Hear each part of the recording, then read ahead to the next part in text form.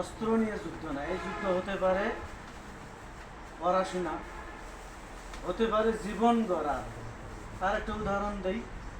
এখন তোমরা যে খাদ্যটা খেতে পারবা, আমরা কিন্তু আর এটা খেতে পারবো না, ঠিক না? এখন তোমরা যে দৌড়াতে পারবা, আমরা কিন্তু আর দৌড়াতে পারবো না। এখন তোমরা যে পড়াশোনা করতে পারবা, আমরা কিন্তু করতে পারবো না। এখন তোমরা যে সংগ্রাম করতে পারবা, আমরা কিন্তু আর তোমাদের মতো করতে পারবো না। আজকের এই ইফতার মাহফিলের সম্মানিত ইসলামী আন্দোলনের আমার প্রিয় ব্যক্তিত্ব মৌলানা আতাউর রহমান সভাপতি সাহেব, অন্যান্য নেতৃবৃন্দ এবং উত্তরের ছাত্র আন্দোলনের সভাপতি, দক্ষিণের ছাত্র আন্দোলনের নেতৃবৃন্দ সহ আমার সামনে উপবিষ্ট আমার সন্তানতুল্য যুবকরা, তোমাদের একটা প্রশ্ন করতে চাই। তোমাদের শরীরে কার রক্ত? উমারের নাকি আবু জেহেলের? উমারের রক্ত, তাই না? তাহলে উমারের জীবন আদর্শ, তার সাহসিকতা, ইসলামের জন্য তার যে বলিষ্ঠ কণ্ঠস্বর ছিল, সেগুলো আমাদেরকে লালন করতে হবে, তাই কিনা? তোমাদের একটু মনে করিয়ে দেই, তোমরা বই পড়বা 52 ভাষা আন্দোলনে ছাত্র নেতৃত্ব দিয়েছে কিভাবে।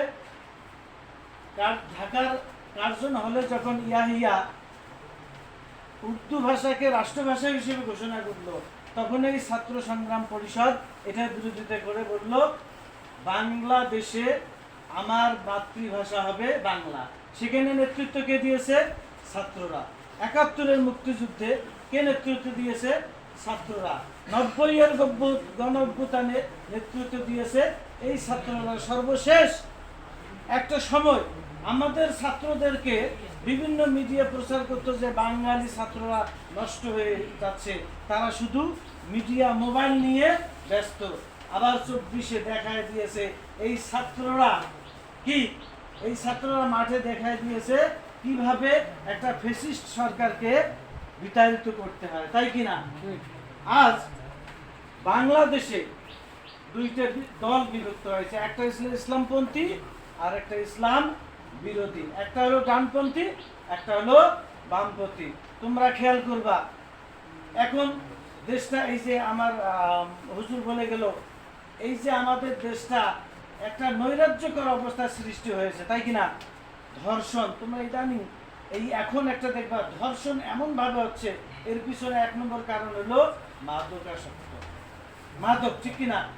একটা